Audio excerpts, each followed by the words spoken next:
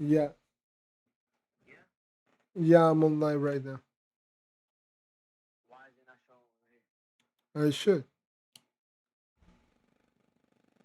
Oh, here on me it says stream. Just check it out.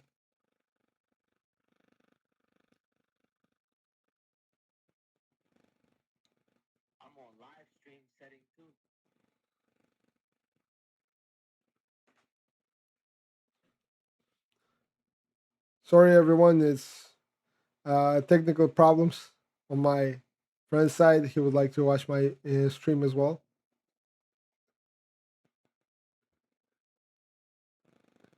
Did you find it? I'm literally 35 seconds in. Like you literally go to my account. Modern Titans.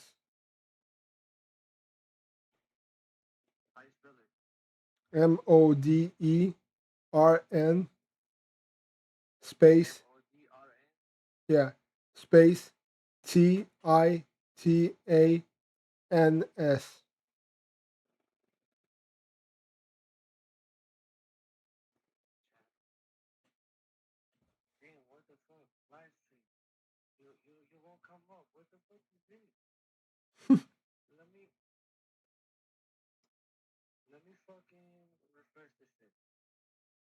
Okay. For some reason, I was not coming up too. Like on my. No, I do come up.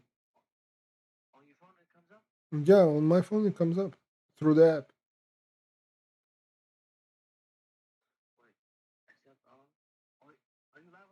Yeah, I am.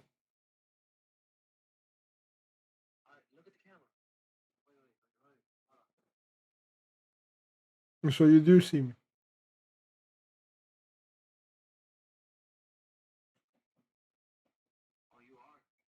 You see? What you laughing at? I am looking at the camera. Yeah, that's how it is.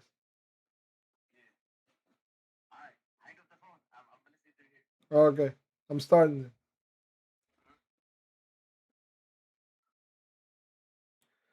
So I apologize for the 2 minutes and 30 seconds delay, guys. Um, my very close friend, my brother, he decided to join in on my stream for the first time today. Um, what happened was I started writing a new book. Some of you might, whoever knows me, I wrote my first book, philosophical book. In fact, uh, I already published it. And it's on Amazon. I decided to do something different. I decided to write a horror book this time. So it's about the city that I'm in. It's in Houston, and I love Houston. I don't like the heat in Houston. I love the hot. I like the city of Houston. I don't like the hotness of it. Right. So one day I was just sitting by myself. I was thinking, about zombies and stuff like that. It was something. I love the topics of zombies and post-apocalypse and so on and whatnot. Right. And I was thinking, you know what? Like in all the movies, you see that, for instance, you see Houston. I'm so sorry. You see New York. You see LA. You see other big cities, right? And you even see Galveston, right? But you don't see anyone talking about much about Houston. And most people don't even know how Houston is. Houston is actually a very interesting city. In fact, some of you who ever played, for instance, games like Cyberpunk 2077, it's exactly the same way. The whole culture, every single person over here is exactly the same way, right? And so today I would like to read you guys some parts of that book. I'm still just on chapter 5. I'm not too much in, but and forgive me for the way I'm gonna read it and the way I read it. Some of you might not get it, but I hope you do. And well, let's see. So I don't have the name for the book just yet. So the name for it, I just put new horror book, right? I mean, I figured I would put the name on it once I finish writing it. So I do think it's gonna take a while though. So yeah. So chapter 1, the beginnings. Back when I was a kid, I always dreamt of a zombie apocalypse or an alien invasion happening. Anything that would save me from horrors of exams at school. As I grew older, the desire barely changed. But now, I wanted it because I was just simply tired. I was tired of the world, the way system works, and keep you on your knees, right? Keeps you on your knees. Made a mistake there. Before I continue, let me introduce myself to you. My name is Arthur McKinley. I was born to a small middle class family in Houston, Texas, on September 3rd, 1999. I had everything when I was growing up. I still think that my parents were the greatest blessings I had in my life. I was not a problem child. I was just like all those extras in the movies that you see. I didn't have any extraordinary skills other than being pretty observant, I guess. I didn't dream of leaving Houston. The farthest I saw myself going was Galveston. I had only two hobbies: video games and the gym. Even though I wasn't muscular, I was athletic enough. I loved playing games with my classmates and whatnot, a classic Gen Z behavior. Life was just going. I went to the University of Houston, where I majored in business administration. I'm proud to say I tanked my college years by constant partying and whatnot. I remember having a GPA of 2.1 by the time I graduated. I decided to grow my college years and get myself together. Like I'm so sorry, I made a mistake over there. I'm fixing it right now. By the time I decided to outgrow my college years and get myself together, I was already 26 years old. Funny how life works, right? Just when you start fixing all the crap you did before, something happens. That something started during Christmas of 2025. I remember just landing a perfect job with this excitement. I was going to visit my family, which consists of me, my parents, and my little brother. My little brother Zach came back from school in Austin. Unlike me, he was more ambitious. He was studying political science there. Our family always gathered during Christmas 2025 and was no exception to this. He already had a girlfriend whom he brought with him. When I entered the house, my mom embraced me warmly. My ex-marine father yelled, "Took you long enough, champ." And my dear little brother finally said, "You're here. I arrived faster than you did, and I came all the way from Austin." Men in our family like to make fun of each other. We showed affection that way, although my mom never approved it. My father had a habit of watching the news whenever we would be at the table. Christmas was no exception to that habit.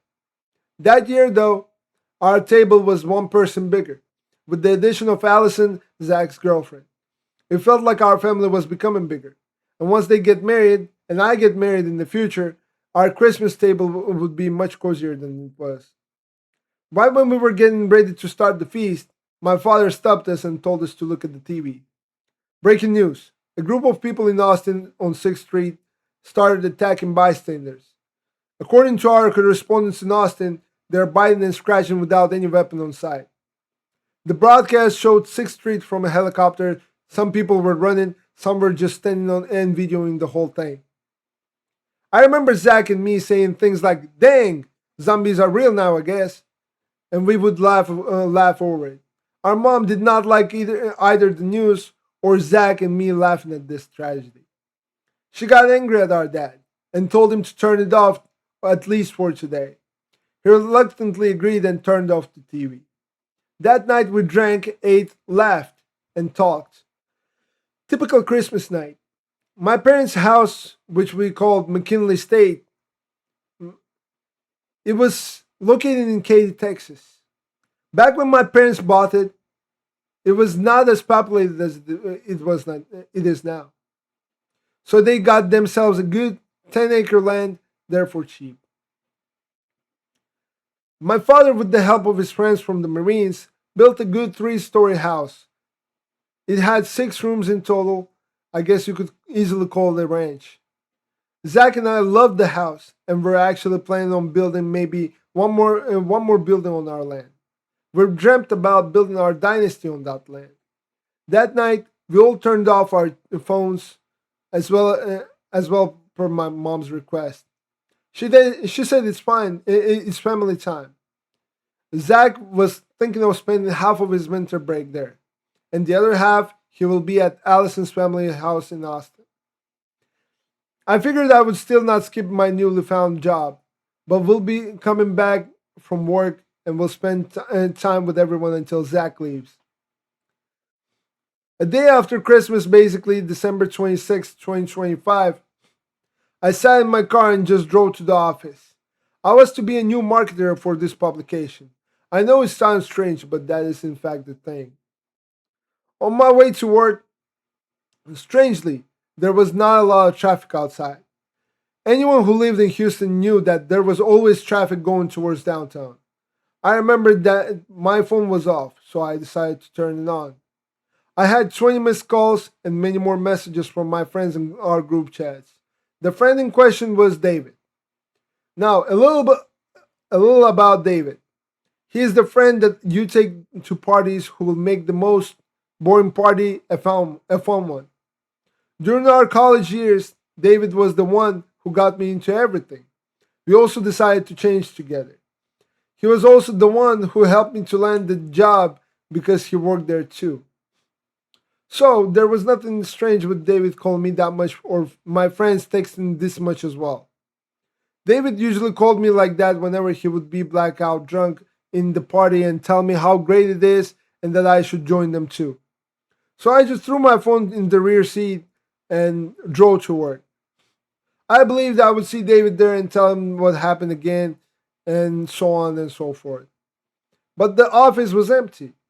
I do not remember getting any notification or anything of the sort that we would be off that day. Honestly, I drove 40 to 45 minutes, so I was hoping at that point that we had work at least half a day. I got back to the parking lot and saw a security guard. Excuse me, sir, do you know where everybody is? He didn't react. He was standing still and looking outside the glass door at passerbys, although there were not a lot of them. I approached him closer and said, "Excuse me." He turned around so fast I barely caught him with my eyes. So now it's gonna go into chapter two. Or stuck with me, including you, Breezy. I hope you listen well carefully after that point. So we'll see.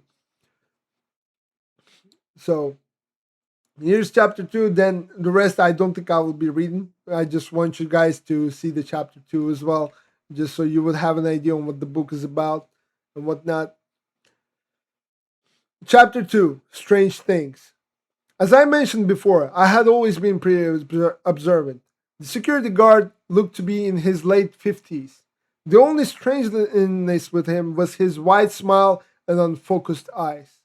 It's as if he were trying his best to act normal. Then he started slowly approaching me.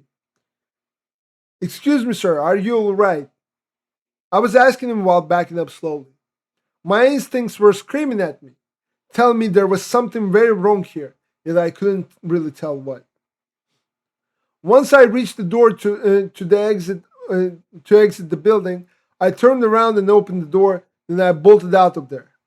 Here's the funny thing about all of this. However, I did see a lot of people working outside. I haven't. No, I'm so sorry. I did see people walking outside. I haven't really paid attention to them. There were cars, but the cars were driving so fast as if they were running away from something. I mean, the streets were emptier in downtown Houston than usual, which I should have noticed but I digress. All the people outside just stood and looked at me with their wide smiles. Some started slowly approaching, others looked like they were just observing me. I just ran to my car, got in it as fast as possible, turned it on, and started driving. I figured I need to get home ASAP and figure out what the hell was going on.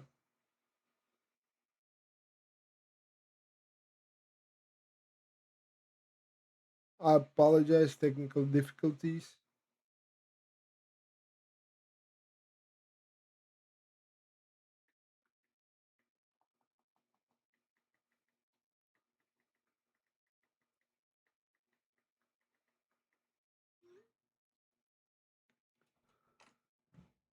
Yeah, my friend is having any technical difficulties. Apparently, I go offline sometimes. I'm not sure really as to why.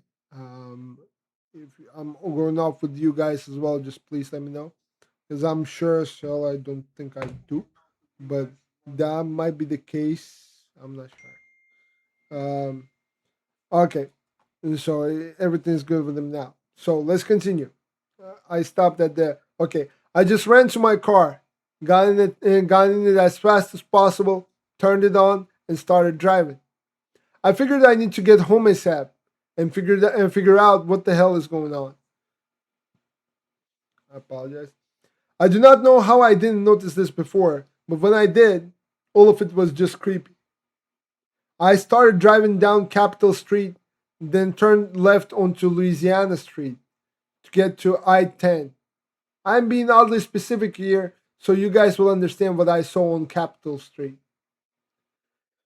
It felt like all the people had gathered there. I mean, there were easily about 100 to 200 people gathered up. And they were just standing. But what I noticed was that this time they weren't looking at me or other cars, for they were looking at someone standing on top of one truck with his arms wide open. This delusional look in his eyes and that creepy wide smile. The guy was bald and he was like Snow White. He was topless. And although I was a good 300 to 400 feet away, I could see his veins popping out of his body pretty unnaturally. As I was passing the crowd, obviously, I got closer to the baldy. I could see his veins not only popping and popping, but literally pulsating. The only reason I was able to see all of this was because I slowed down while passing this crowd. Then the baldy looked at me. He screamed. It was not your regular Spartan type scream. It was as if an animal was screeching, a type of unnatural scream. I was like, hell no, bitch, bye, and stepped on the gas. I do not know what that baldy screamed, but all the smiley people on the street started running in different directions, and some even jumped on top of fast-moving cars. You might be curious how I saw it. I looked at my mirror, and I also saw how a good number of those people started running towards me. The baldy was among them. I do not know what I did to offend the guy, but he sure looked like he was angry while smiling so big. For the record, they were running fast. I was driving 50 miles per hour. 50. Those guys, especially the baldy, were able to match my speed almost. It was abnormal. I mean, how was that humanly possible? So, yeah, at that point, I was just trying to get out of there and get back home. The baldy and his friends chased me all the way onto the highway. Once on the highway, I was able to speed up and move faster, so they lost me. You know this chaotic scene in every apocalyptic movie you see, where buildings are on fire, police and firefighter sirens are heard in every corner? That was it. I mean, I watched that happen in real life this time, not the movie. Child Arthur inside of me was happy. I mean, his dreams from his childhoods came true after all. Grown up Arthur was not that happy. I mean, I just got my life together, and all of a sudden, a bunch of creeps with creepy smiles that run 50 miles per hour destroy everything. I did not know how I felt. Uh, I did not know how I felt to notice all that chaos in the morning. Maybe because I was hungover. I started driving straight to McKinley Estate. I needed to get myself to safety as soon as I could. I was not really worried about my family. First, the area we lived in was not as densely populated, so there wouldn't be as many people. Secondly, my father, as I mentioned before, was a Marine. He was prepared for things like that even before Zach and I were born. I called Zach immediately. Hey, yo, where you at? We're at home. Why? What's up? Lock the doors. Do not leave the house. Tell this to mom and dad as well. What happened, bro? How the fuck am I supposed to know? Check the news. I'm driving right now. We'll talk once I get back. Then I hung up. When I arrived, I saw everyone's cars. I was grateful that nobody left the house. I parked and stormed towards the entrance door and knocked a bit too loudly because my dad came out with his M1 Garand. Is a World War II rifle for anyone. Yeah. Dad told me to get inside quickly, which I did. Then my mom hugged me very tightly. What's happening outside? How bad is it? My dad asked me once I sat on the couch in the living room. Honestly, I just saw a bunch of crazy smiling people that could run. I mean, really fast. I guess I got lucky just by getting out of there. What do you mean by smiling? Are they having fun or something? Zach seems curious. Nah, they were just smiling ear to ear as if trying to make you drop your guard or something. Did you guys check the news? Is there anything about what's going on? Radio silence. There are no updates even on the internet. There are a lot of active forums on Reddit, but people there do not know what's going on as well. Zach explained the situation. Because we had literally nothing on our hands to consider information, we decided to lie low in the house. There is no sound or light. We barricaded every door and window. That was the best we could do at that time. We figured maybe the government would figure something out. I mean, there's no way an apocalypse level event happened, right? That only happens in the movies. I was wrong. The incident on the second night made us rethink going outside for a long while. So yeah, this is so far. It's not so far. It's the second chapter. There's also third, fourth, and fifth chapter that I wrote. I'm still writing. I'm taking my time with it. I'm no rush. I just want to make it. You know, I just want to make something good.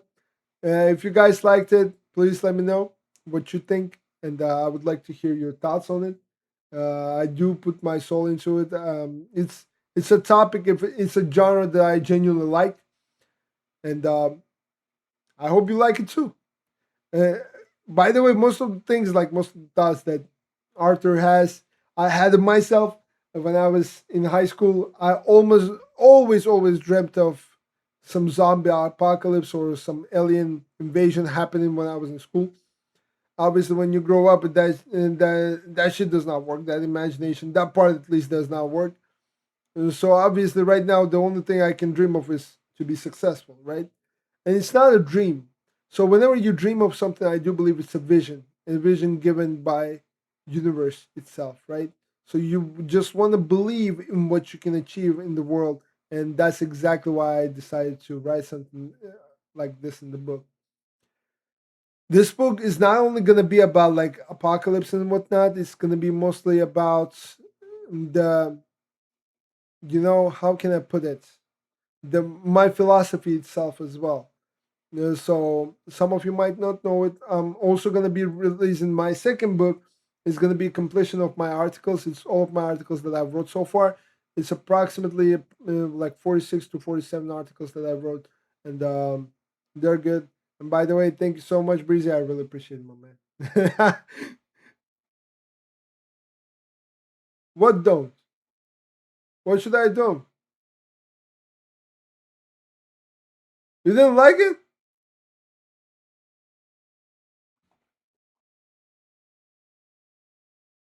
You mean don't release the articles or what?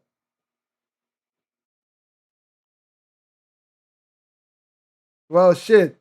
He liked it, and like my friend over there liked it, so I don't really. I'm sorry, but I don't care if you like it or not. I will still release it either way. Like, shit. I mean, you didn't even. I'm pretty sure you just came in, bro. Like, I know, right, bro? Like some shit. If you know what? If you have haters, that means you do your shit right. Right? That's what I believe in. I'm telling you, man.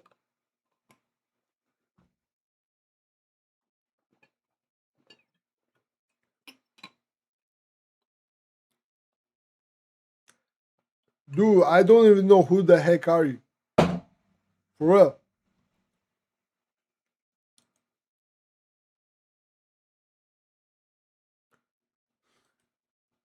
Let me see. Shit, at least let me tell this. Let me tell this.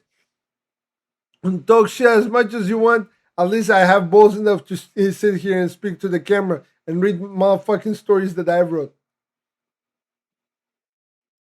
Bro, part two is gonna be either tomorrow or the day after tomorrow. You know what? Like, I'm thinking I'm not gonna release this book. I'm just gonna fucking read that shit. I'm just gonna read it. Like, I do feel like that could be a good, like that could be a good content. Well, you know what? I don't know what to say to that comment. Jacob. Shit, like I genuinely don't. So, yeah,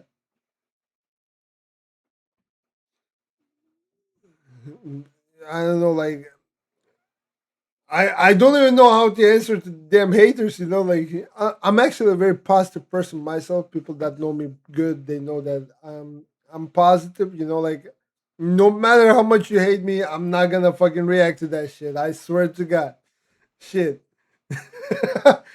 But I appreciate that. I appreciate you to comment though here. That gives me views, and I appreciate that. Yeah, it's better than zero views. Haters are gonna hate either way.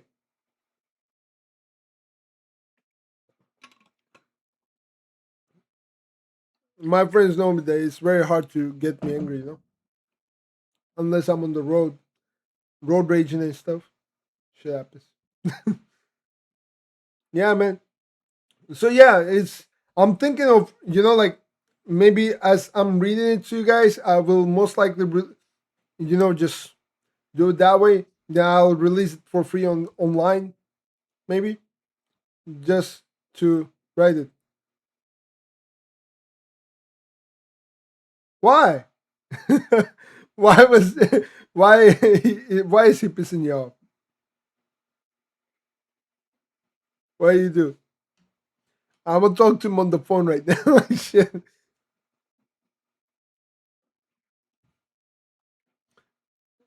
In fact, I'm gonna call him once I'm out.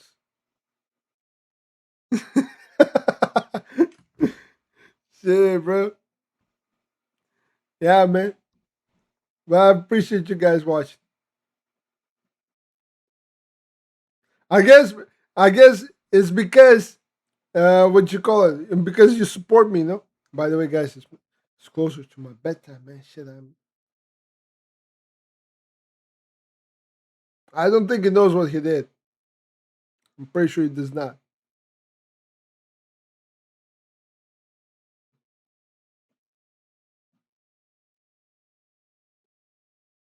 Yeah, man. So yeah. Yeah, I know. Usually, by the way, I know my streams. Usually, I talk about my days and stuff like that. Today, I decided to do something new. Um, I do think you do, brother. You do. Trust me. I feel like if I'll bring you over here by the camera, you're gonna steal off my fans too, and the 5 followers that I fucking have, and one of them is you anyway. So yeah, but here's the deal. So I do think whenever we hang out anyway, I'm gonna be streaming all that shit too. So you guys are gonna be seeing like our everyday journeys together as well, like whatever the fuck we do. We are starting a company right now. In fact, with my brother Breezy, um, it's gonna be hopefully we'll see what's gonna happen. And I would obviously I would love your support, whoever's gonna support me over there, and see how it goes. As you know, in the beginning of every company is hard, and it's always tough. I do have 2 companies right now, but still, the third one is not gonna hurt. The more you have, the merrier. The more the merrier. Like it's the same goes. It's never enough with the money. That's what they teach you at the car sales. So That's the way I think. Anyway, yeah. Another 30-minute stream. I don't do usually more than 30 minutes because I do usually late, and because throughout the day I'm a little bit busy. Um, well, hopefully soon enough when I get garner more people watching, and I would love to see more guys watching me. I swear to God, like the more you guys write over here in the comments, the more I appreciate. Honestly, like it's like it's people talking, people chatting. It's enjoyable, and I like to answer those whatever you write. Even if you hate me, it's still fine. I like chatting about it. Really appreciate it. So that's why for tonight I do want to say thank you guys for everything, and wish you best of the night. And I'll see you guys tomorrow or the day after tomorrow. I'm still working on the schedule for the streaming. I apologize for it. Yeah. So yep.